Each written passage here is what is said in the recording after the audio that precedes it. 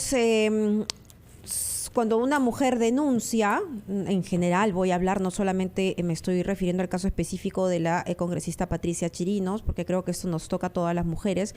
Cuando una mujer denuncia una agresión, acoso, violación, en muchos casos lo piensa bastante, porque no solamente pasa por un proceso de revictimización, ¿no?, que le hace recordar constantemente el agravio, la vejación, sino porque en esta sociedad machista finalmente la mujer termina siendo el objeto de estudio. ¿Qué habrá hecho para que le peguen, no? Esa falda estaba muy corta, claro, porque ella es muy provocadora o usa un mal lenguaje, pues, y como ella es lisurienta, bueno, también se expone a que el otro venga y le diga una pachotada, como diría el hombre, cuando en realidad es una agresión. Es decir, se justifica de cualquier manera, ¿no?, estas agresiones, y siempre el objeto de cuestionamiento termina siendo la mujer. Entonces muchas dirán, bueno, ¿para qué? ¿No? ¿Para qué voy a denunciar si es que va a terminar siendo un tormento? Hay un proceso muy largo por el que pasa la mujer en algunos casos y recién después de tiempo se anima a denunciar. ¿Esto es posible legalmente? ¿Uno puede, después, pasado mucho tiempo, buscar una sanción? Se lo preguntamos a Romy Chan, que es abogada penalista. Romy, muy buenos días. Buenos días, Mabel, Mauricio. Sí, es totalmente posible. Es más, o sea, una víctima normalmente, en la mayoría de casos, tiende a negar el hecho que ha generado pues un agravio tan importante a la intimidad personal de la persona. Entonces, es usual que no exista una denuncia inmediata porque hay una etapa de procesamiento. ¿La escuchamos a Romy? Estamos en contacto con la abogada penalista Romy Chan, que ya nos adelantó que sí puede una mujer hacer una denuncia tiempo después de la agresión, y como tú bien lo has especificado, Mabel, no todas las mujeres reaccionan de la misma manera. En este caso específico, hemos visto que después de la agresión, la congresista Patricia Chirinos, en el momento del saludo de Guido Bellido a ella, cuando él fue a pedir la confianza, ella estuvo como petrificada, como distante, y cuando le tocó el turno de expresarse, hizo como una catarsis y puso en blanco y negro algo de lo que había pasado. Estamos siguiendo una línea de tiempo: el día de la agresión, 30 de julio, cuando van a pedir la confianza, 26 de agosto, cuando hace uso de la palabra, hasta que hace finalmente la catarsis completa y lo cuenta aquí, en esta cabina, en Ampliación de Noticias. Hay una línea que los peruanos hemos podido seguir, y lo que nos interesa en esta conversación con Romy es que las mujeres estén bien informadas y se sientan cada vez más seguras y empoderadas. No es fácil, para nada. Muchas prefieren, por temor a ser revictimizadas, callar. Pero en ese escenario nos va a costar mucho más tiempo salir de una patología machista, que el desenlace es fatal. 132 mujeres asesinadas en manos de sus parejas. Romy, estamos en conversación contigo y la primera parte nos ha quedado clarísima. Una vez que se comete el acto, la mujer puede quedar traumatizada, puede optar por no callar, pero luego decide, no, esto no puede quedar impune, voy a sumarme a esta causa, ¿no?, y denuncio. ¿Con qué debe ir acompañada esa denuncia de la mujer que ha sido violentada en cualquiera de las manifestaciones que haya padecido? Vamos. Sí, ¿Mabel? Sí, ahora sí te escuchamos, Romy. Ahora sí me escuchan, perfecto. Lo que no sabemos es si cogiste la última pregunta, Romy. Sí, lo que me decía, me parece, era qué elementos debería llevar una mujer para demostrar de alguna manera que ha sido atacada. Correcto, ¿no es cierto? correcto. Una vez esclarecido que puede hacerlo extemporáneamente, ¿con qué debe presentarse a hacer una denuncia? Esto depende mucho del tipo de agresión que haya sufrido, ¿no? Por eso sí es importante que, ni bien haya habido una agresión, por lo menos se trate de dejar algún tipo de prueba de las curaciones, de lo que el médico haya indicado en su oportunidad, si hay algún tipo de agresión física, buscar dejar constancia de ello. Yo sé que es difícil muchas veces, por ejemplo, en casos de violación sexual, pasar por el examen médico legista, pero esto es muy recomendable porque permite de alguna manera conservar la mayor cantidad de pruebas. muchas personas optan por ir a instituciones privadas, a una clínica privada, pero nunca será igual de eficiente el tema de la prueba respecto de un informe emitido por un médico privado que por un informe emitido por una médico de oficio, ¿no? Entonces, eso es importante sí tomarlo en cuenta, porque si bien se permite plantear la denuncia extemporáneamente, no tiene que ser de manera inmediata, mientras más tiempo pase, es más difícil probar también la agresión. Ahora, Romy, cuando es una agresión física, pues eso se puede comprobar a través de un médico legista, ¿no? Pero ¿qué pasa cuando la agresión es psicológica? Y la agresión psicológica es también brutal. Ahí, sí, ¿qué debería hacer la mujer?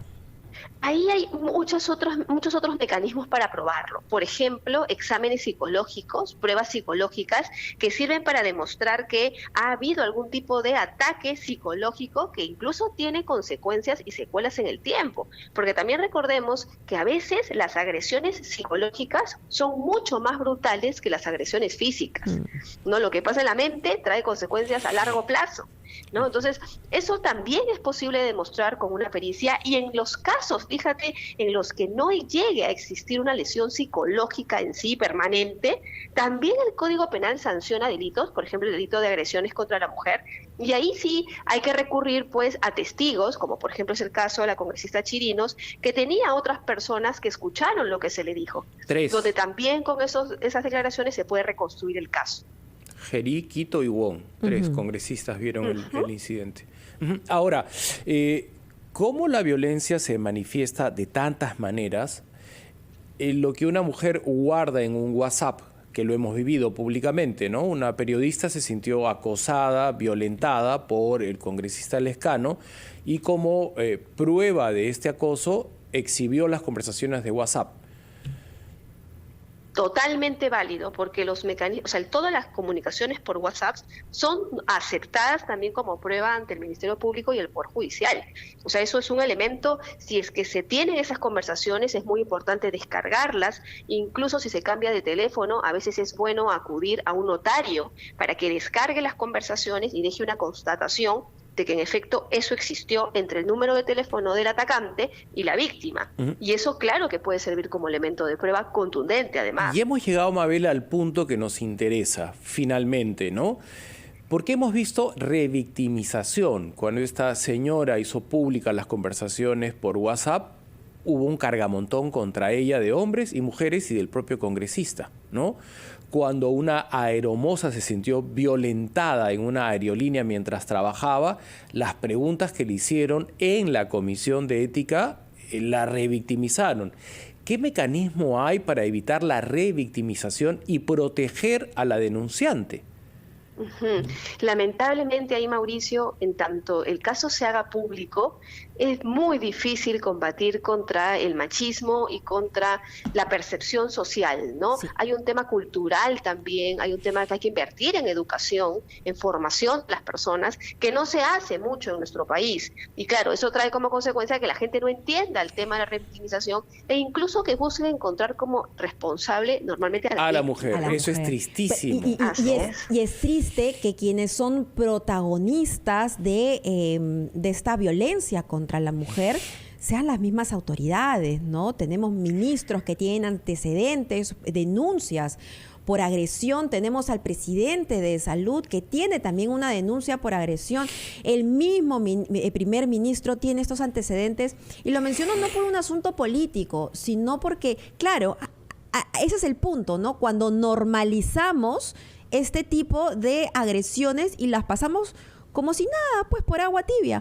Hace poco, el alcalde de Nueva York tuvo que renunciar por acoso sistemático a las mujeres, ¿no? O sea, no se esperó a que haya un juicio, una sentencia condenatoria para que recién da un paso al costado. Es un tema también de condena social, Romy. Así es, ¿no? Y sabes que yo sí creo que ahí nos hace falta una modificación, ¿no? De las normas. ¿Por qué? Porque yo creo que más bien las autoridades de alguna manera son ejemplo para la ciudadanía. Porque claro, los vemos, tienen tribuna pública, hablan públicamente, hacen expresiones que tienden a normalizar incluso situaciones como las que comentas, y lamentablemente no tenemos una buena normativa que imponga incluso sanciones administrativas. ¿No? Yo sé que no vamos a esperar pues que una persona que comete un acto no honorable renuncie, lamentablemente eso no se da normalmente en nuestro país, pero sí debería haber algún tipo de sanción, ¿no? Por lo menos a nivel administrativo, Sí, porque pues. como bien dices, salvando las diferencias, lo que ocurre respecto a los atentados contra la mujer es algo muy similar a la corrupción, se ha totalmente normalizado, tenemos una gran tolerancia, ¿no? O sea, siempre la mujer es la responsable, si la cirean por la calle, ¿para qué se pone así? Pues se debe poner cosas más holgadas, ¿para qué se pone guapa?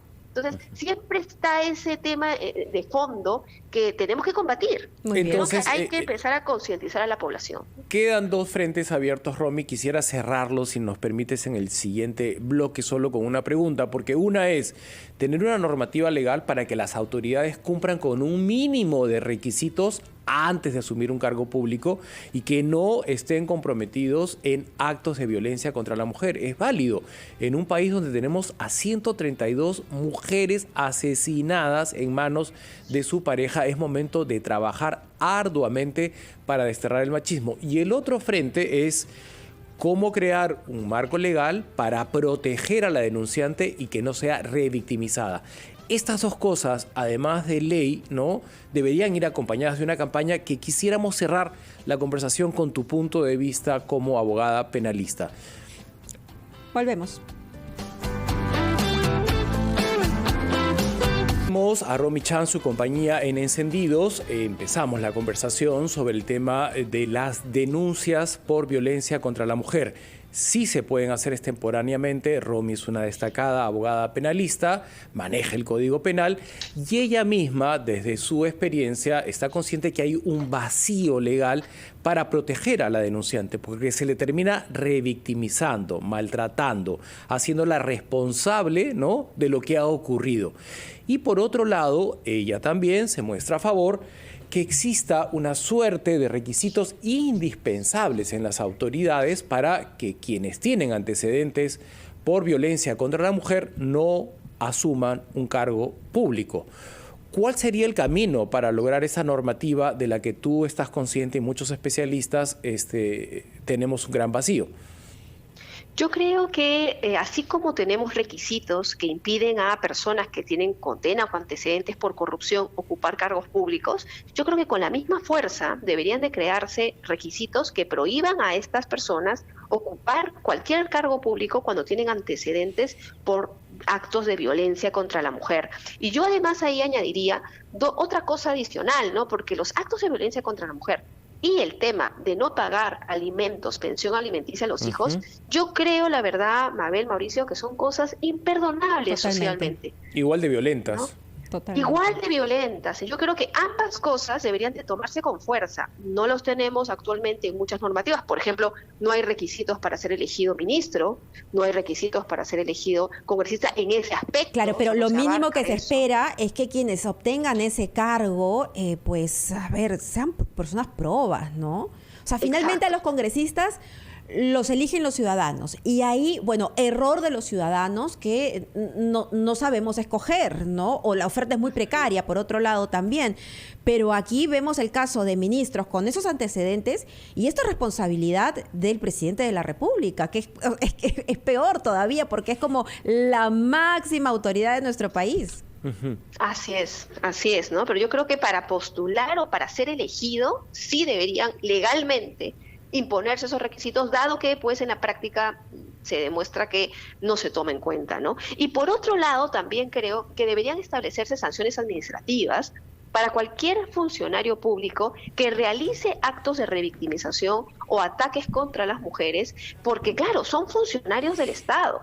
Así como tenemos agravantes para funcionarios que se llevan plata del Estado o bienes del Estado, yo creo que la misma lógica debe aplicarse para temas de atentados contra las mujeres, ¿no? Sobre todo porque necesitamos, como ustedes bien indican, realizar campañas que hagan que las personas concienticen que esto no es normal. No es normal. Que no es correcto, ¿no? Y para eso, pues, se necesita lamentablemente crear un marco normativo y también sanciones que sirvan para educar a todas las personas. Muchas gracias, a Romy Chan, abogada Gracias, penalista, Romy, por permitirnos generar este espacio al cual no debemos renunciar, ¿no? Espacios para hablar de la situación de la violencia contra la mujer, que es totalmente inaceptable, venga de quien venga, así la ejerzan las máximas autoridades. Muchísimas gracias. 11:39.